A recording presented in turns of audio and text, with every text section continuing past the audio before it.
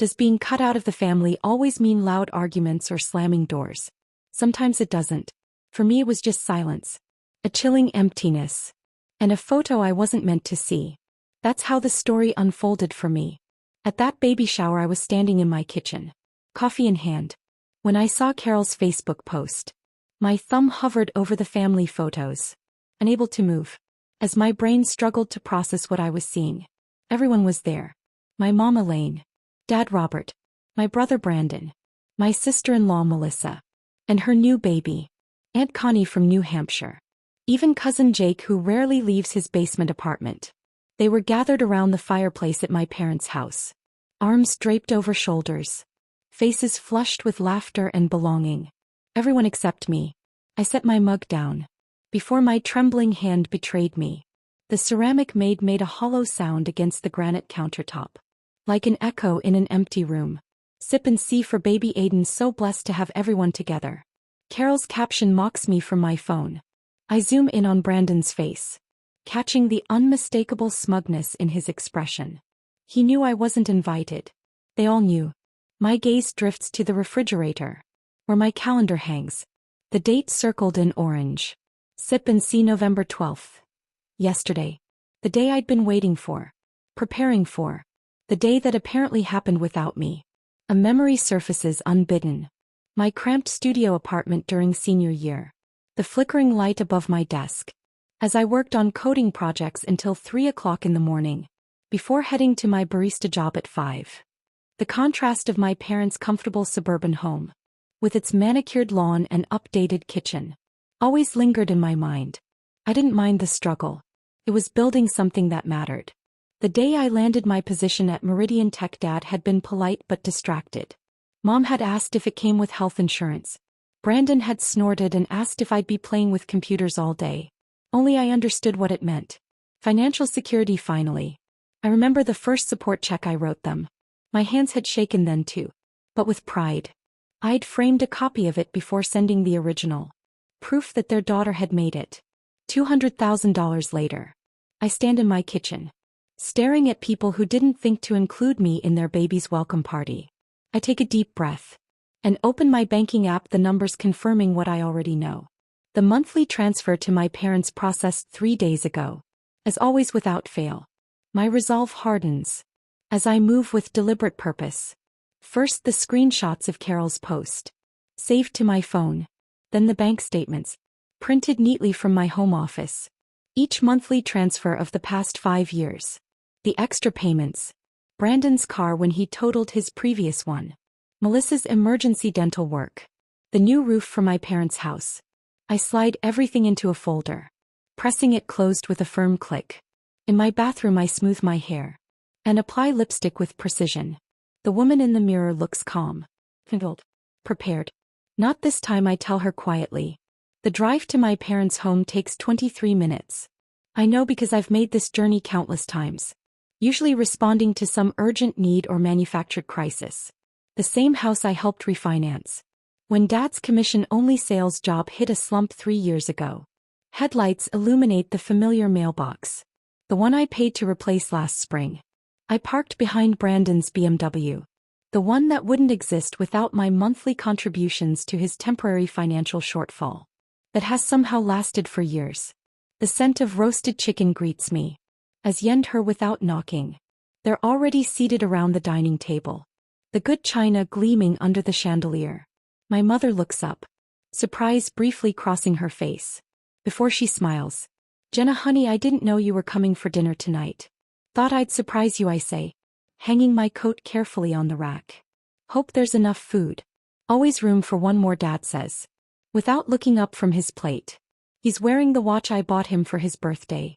The one he called too extravagant before accepting it. Brandon snickers into his wine glass. Yes, surprised to see you away from your computer on a weeknight. No emergencies at work. Not tonight, I reply. Taking the empty seat next to Melissa.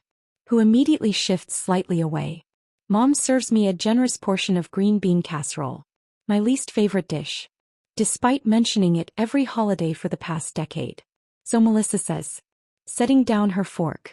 Brandon just put a DP it down on a lakefront property. It's an investment opportunity. Very exclusive. I nod. Cutting my chicken into precise pieces. Sounds expensive. Brandon puffs up visibly. Well, you know what they say. You have to spend money to make money. Dad launches into a complaint about the property tax increase. Absent-mindedly adjusting his watch. I let the conversation flow around me, waiting for the perfect moment. When there's a natural lull, I set down my fork and ask with practiced casualness. So how was the sip and see yesterday? The silence that descends is absolute. 5 pairs of eyes fix on me. Expressions ranging from shock to discomfort. To, in Brandon's case, undisguised amusement. What sip and see, Mom asks. Her voice pitched slightly too high. I reach for my water glass. Taking a deliberate sip. The one here. The one Aunt Carol posted about on Facebook this morning. Brandon smirks. Well, that was yesterday. Melissa jumps in. Her voice syrupy sweet. Oh my God, Mom, you didn't tell Jenna. Oops. Mom glances nervously at Dad, who clears his throat authoritatively. Must have slipped our minds, he says, waving his fork dismissively. You're always working anyway. Wouldn't have expected you to make it. I place my phone on the table. Screen up. Carol's post clearly visible. Funny, I say. It's been on my calendar for months. Jenna, Mom begins, her tone shifting to the one she uses when she wants something. Don't make a big deal out of nothing. It was just a small gathering. 27 people, I say. Scrolling through the photos. Every family member except me. Brandon rolls his eyes. So dramatic. It's just a stupid party. I open my purse and withdraw the folder, placing it next to my phone. The table is silent again as I flip it open, revealing the neatly organized bank statements. If I'm not important enough to invite, I say, my voice steady despite the thunder of my heartbeat, then you don't need my money either. Brandon's laugh slices through the silence. Too loud. Too sharp. Too hollow against the dining room walls. You're kidding, right? His eyes dart to the folder. Then back to my face. This is just some dramatic little show. It was a misunderstanding, Jenna. Melissa says, scooting her chair a few inches closer. Her hand reaching toward my arm. I shift just enough so her fingers land in empty space. We thought you were busy. You always are. Mom's eyes begin to glisten. Right on cue. Her voice trembles with practiced precision. You can't do this to your family. Dad sets his fork down with a deliberate clink against the china. The same china I replaced last Christmas. Because Mom said she was embarrassed by the chips in her mother's old set. That's enough, Jenna, he says, summoning the stern father tone that stopped working on me years ago. You're overreacting. I don't respond immediately. Instead, I reach back into my bag and pull out more statements. One by one, I spread them across the dining table. Between the green bean casserole and the buttered rolls, the yellow highlights are impossible to miss. $2,500 transferred on the first of every month for 5 straight years. The special payments are circled in red. $42,000 for Brandon's BMW after he totaled his Audi. $8,700 for Melissa's emergency dental surgery. $24,500 for the new roof and kitchen remodel. In the center, the final statement. $60,000, the lump sum that cleared their second mortgage. When Dad's commissions dried up during the pandemic. No one speaks. The only sound is Mom's fork slipping from her fingers onto her plate. Brandon's expression shifts from mockery to something closer to panic. His phone vibrates against the table. He glances down. Swipes the notification away. Then it vibrates again. And again. Are those your credit card alerts? I asked quietly. The color drains from his face. You don't understand, he says. Voice dropping. I've got payments due. Big ones. I'm already maxed out on 3 cards. Brandon, Mom hisses, shooting him a warning look. But he snaps. She needs to know what she's doing. He turns back to me. Louder now. I could get evicted, Jenna. Is that what you want? Your brother homeless. Because you're throwing a tantrum. You have the money. He slams his hand on the table, making the glasses rattle. It wouldn't even hurt you. What are you spending it on anyway? You don't even have a family to support.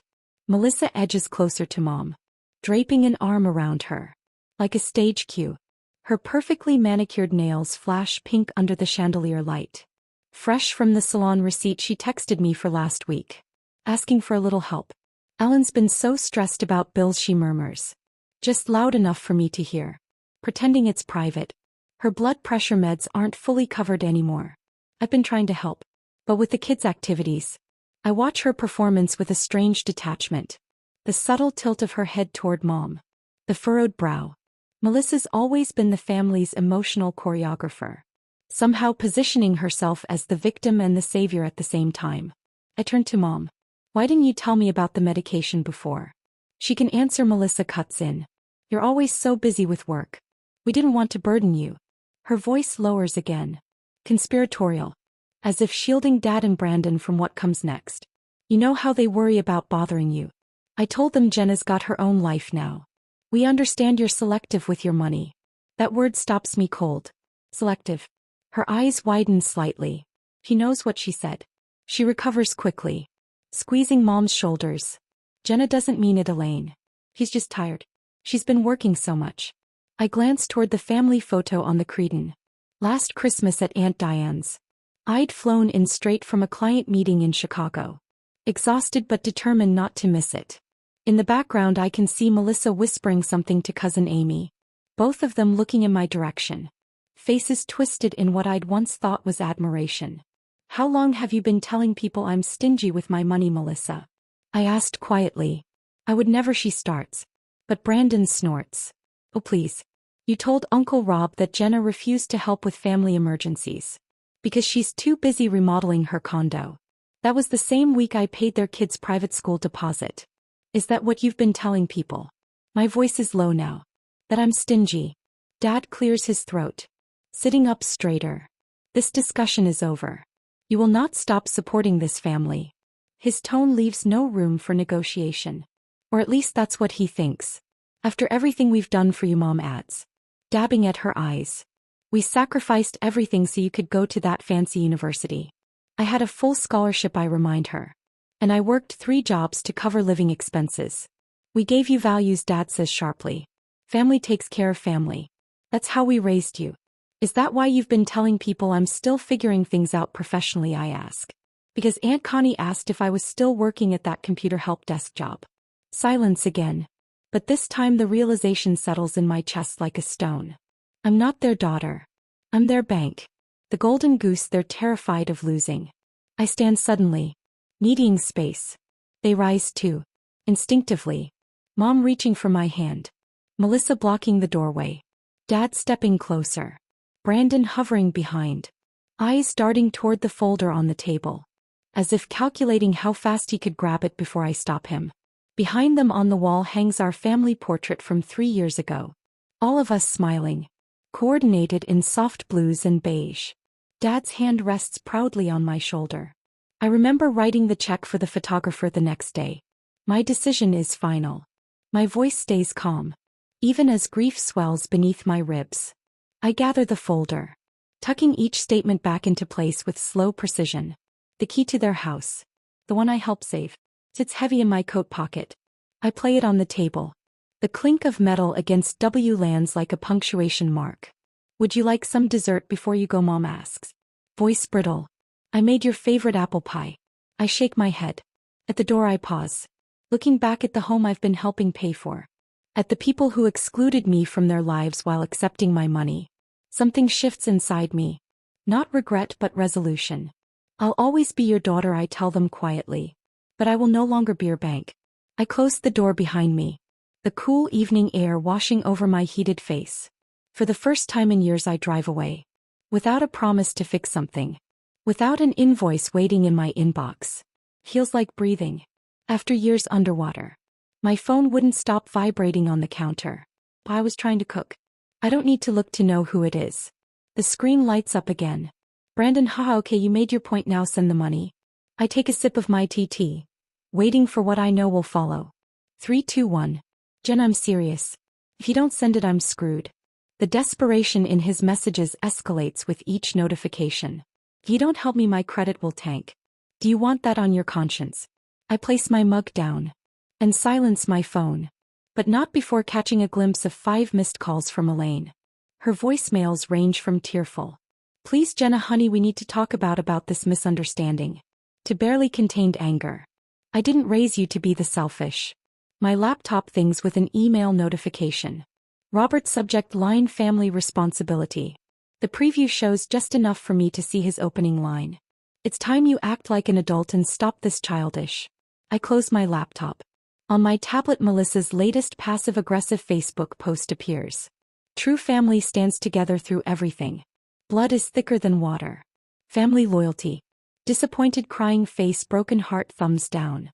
3 angry face emojis from cousins who weren't at the sip and see either.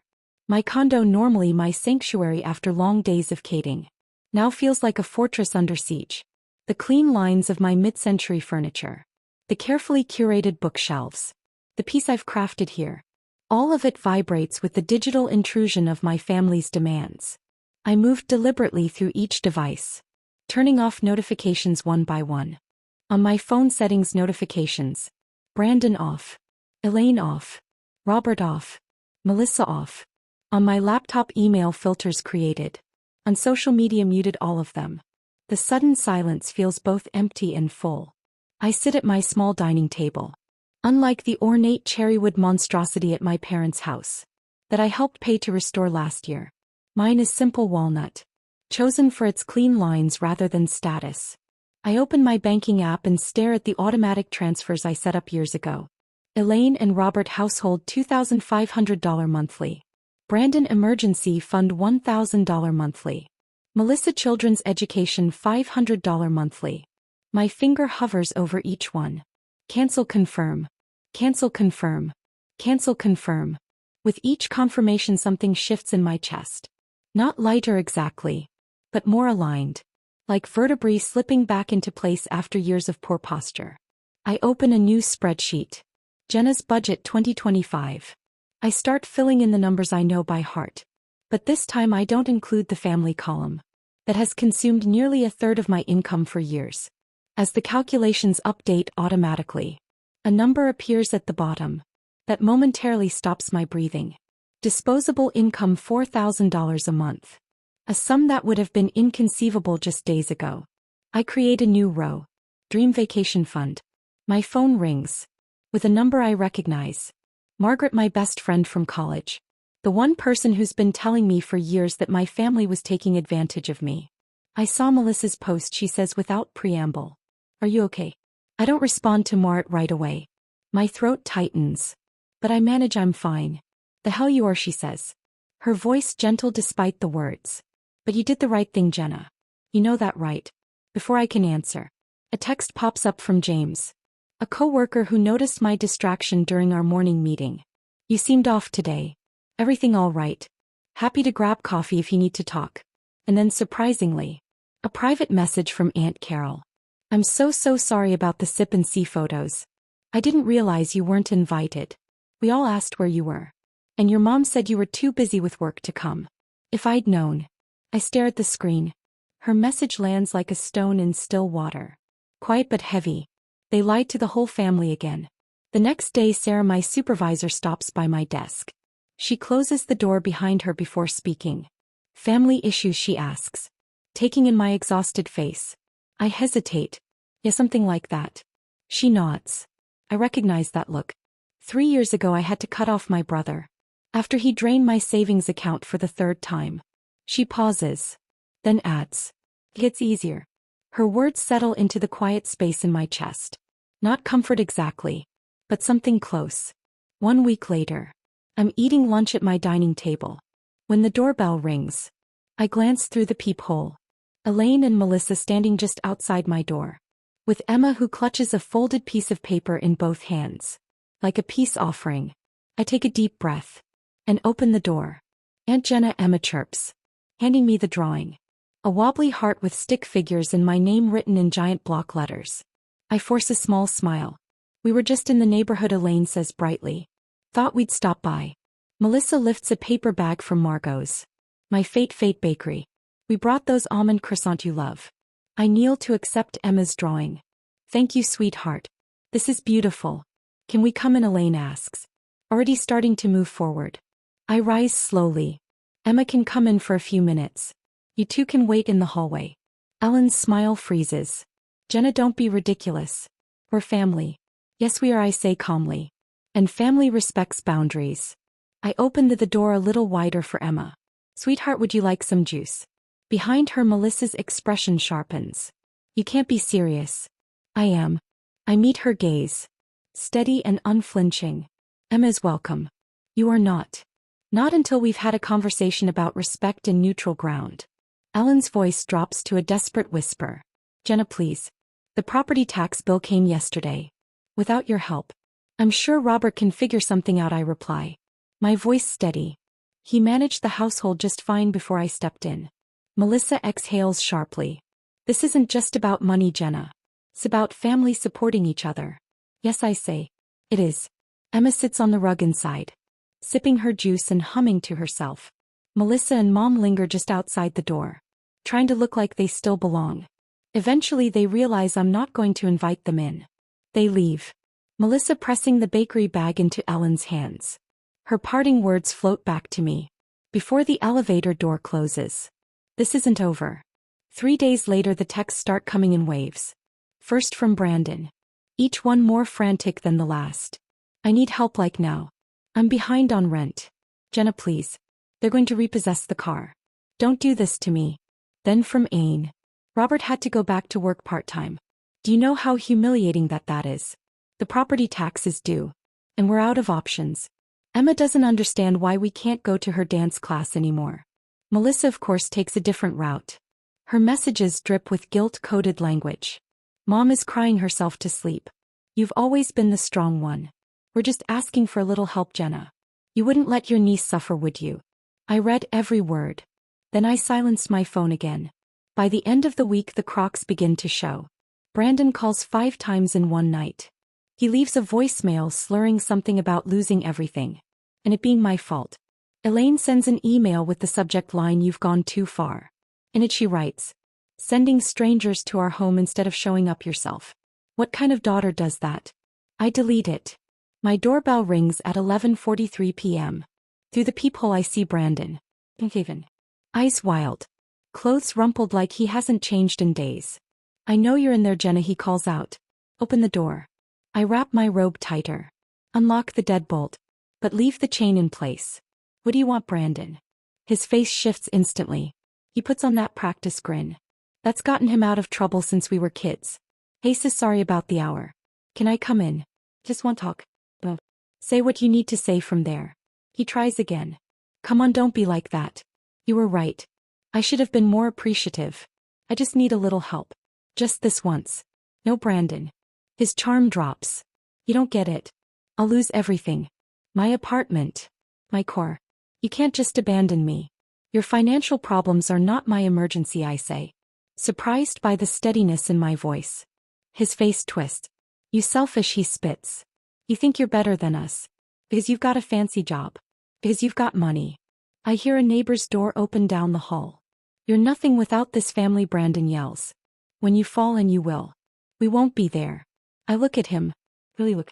The designer jacket I paid for is stained. His shoes scuffed. His expression desperate. Furious. Hollow. "Good to know," I say quietly. "Now get off my property." I close the door. And slide the deadbolt shut. My canes give out. And I sit on the floor. Hands trembling. My chest tight with the kind of grief that doesn't come from loss. But from letting go of a lie. The next morning my phone lights up again. 5 missed calls. Elaine. Melissa. Brandon. VO smiles ranging from weeping guilt to boiling rage. Accusations of selfishness. Of betrayal. Of cold-heartedness. Melissa's latest Facebook post features a quote in soft cursive font. "Family means nobody gets left behind or forgotten." The comments are full of passive-aggressive jabs. One cousin writes, "Some people forget who was there for them." Another adds, "Hope karma circles back." And yet I don't feel the urge to defend myself. That surprises me. The old me would have written long explanations. Made phone calls. Tried to patch things. Tried to be good again. Now I sip my coffee. And let the notifications pile up like junk mail. Because the cost of their comfort was always me. And I'm finally done paying. After that night the calls slowed. Then the messages stopped. But the judgment didn't.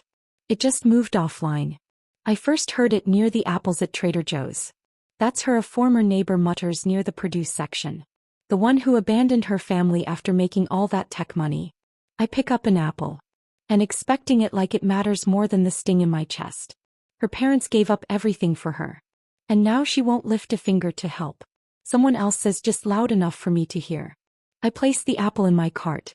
And keep walking. I don't explain. Not anymore. Later that evening an unknown number flashes on my phone. I almost don't answer. But something tells me to pick up.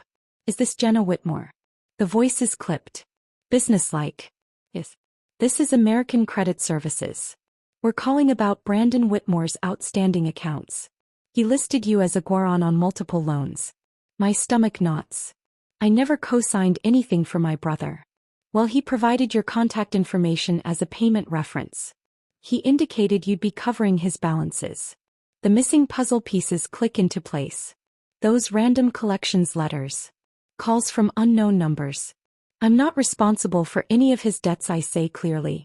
Please remove my information immediately. After hanging up, I sit at my desk and open my financial dashboard. The screen looks different now. No auto deductions. No secret payments. Just clean numbers. Clearly mine. I schedule a meeting with a financial advisor. Then for the first time I open the tab I've avoided for years. Travel. 7 nights Amalfi Coast. Ocean View Villa. Breakfast included. I click book now. Before I can talk myself out of it. The confirmation screen loads. I exhale. It doesn't feel like indulgence. Feels like freedom. 3 weeks later my phone rings again. This time it's Elaine. Jenna, she gasps. Kiseki. I think I'm having a heart attack. Your father's not home. Please come. My pulse spikes. But my mind stays clear. I'm calling an ambulance, I say. Already dialing. No ambulance, she pleads. Just come here please. 20 minutes later the paramedics call me back. She's stable. No signs of cardiac distress. Likely stress-induced. Happens sometimes. Take them. And hang up. Seconds later a voicemail lands from Robert. You've gone too far this time. Sending strangers to our house. You think you're better than us. You're nothing without this family. Delete. Brandon texts. I messed up. I don't know what to do. Please, Jenna. I don't respond. Because I've read this script before. I've lived it. I closed my eyes. And remember Brandon at my graduation. Scrolling on his phone during my speech. I remember him spilling beer on my first laptop. Then laughing it off. I remember every snide remark. Every time they made me feel like success was something I owed them. This time I let the message sit unread. Weeks pass. Then months. At the grocery store I bump into Mrs. Langley. Our old neighbor. How are your parents, she asks innocently. They're doing okay, I say simply. I don't elaborate. She tilts her head. I always wondered where the money came from. All those renovations. Funny how it all stopped at once. I nod politely. And move on. Later that day Aunt Carol calls. Your dad's blaming your mom now, she asks. And Melissa's blaming Brandon. Everyone's pointing fingers. I say nothing. Cousin Claire asked for your number, she adds. She said you got a raw deal. Others are starting to see it too. At work Sarah calls me into her office. You've exceeded every metric, she says. Handing me a letter. Inside a promotion. A pay raise. And a note of recognition. Whatever you're doing, she adds. Keep doing it. That evening my phone buzzes. Jim. Melissa's husband banned. I didn't know, he says. About the money. About what Melissa told you. I'm sorry. His voice trembles. Not with fear but clarity. How do you break free, he asks. I pause. I stopped believing I had to fix them, I say. A week later a certified letter arrives. Inside legal documents. Severing all financial responsibility. My name officially removed from their mortgage. No more obligations. The next morning I wake up rested. No emergency texts. No guilt-ridden voicemails. I stand in front of the mirror. The woman staring back looks calm. I'm burdened. That weekend I host dinner for a few close friends. Margaret brings wine. James and his wife bring laughter. We talk about travel. Books.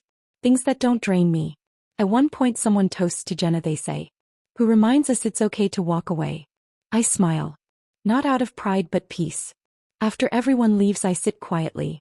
Flipping through my old journal. On the last page I write.